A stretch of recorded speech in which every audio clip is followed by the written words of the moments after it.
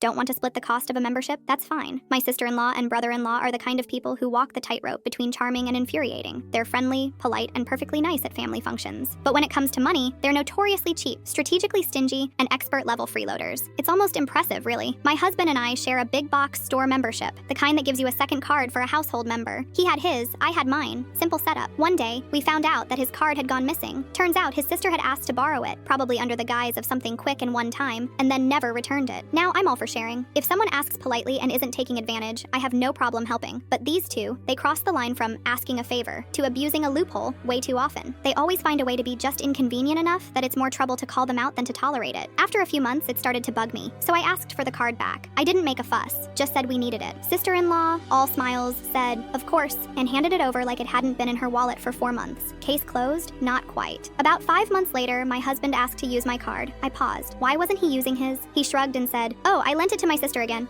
Right. At that point, I knew a direct confrontation wouldn't work. These were the kind of people who always had a polite excuse ready. So instead, I decided to see how far they were willing to go without contributing. Next time I was at their house, I offered to split the cost of the membership. It wasn't even that expensive, $50 a year. I phrased it casually like, hey, since you guys use the card, maybe we could just split the renewal this year? Sister-in-law gave a polite chuckle and said something about not using it that much, but she'd talked to brother-in-law about it. I knew what that meant. No. Plan C then. Later that week, I logged into the membership account and took a look at the purchase history. Turns out they were using it regularly, 1 to 2 times a month. That may not sound like a lot, but if you're telling someone you barely use it while going twice a month, you're just lying to avoid paying your share. So I went into the store, walked up to the customer service counter, and canceled our membership on the spot. Immediate termination, no warning, no refund, no questions. I didn't say a word to them. A few weeks later, I got the full report from another brother-in-law, the one who's got zero patience for freeloaders and finds their antics just as irritating as I do. He told me what happened, barely able to hold in his laughter. Apparently, they had loaded a cart full of groceries and bulk items, walked up to the register, and scanned the membership card. The cashier informed them the account had expired and prompted them to pay the renewal fee. They balked. Rather than pay the $50, they abandoned their cart and walked out. We've never talked about it. They never brought it up, and neither did we. But I know they know, and they know I know. The unspoken awkwardness that now hangs in the air at family get-togethers? Absolutely priceless. What makes this better is that the other brother-in-law who told me the story, he gets it. He's seen the freeloading pattern for years and thought my move was brilliant. It wasn't loud, it wasn't dramatic, but it hit exactly where it hurts, the wallet. There's something so satisfying about imagining that moment. Cart full of unpaid groceries, annoyed looks, and the realization that the gravy train had come to an abrupt halt, all because they didn't want to split a $50 membership. Petty? Maybe, but sometimes petty is just another word for finally enforcing boundaries.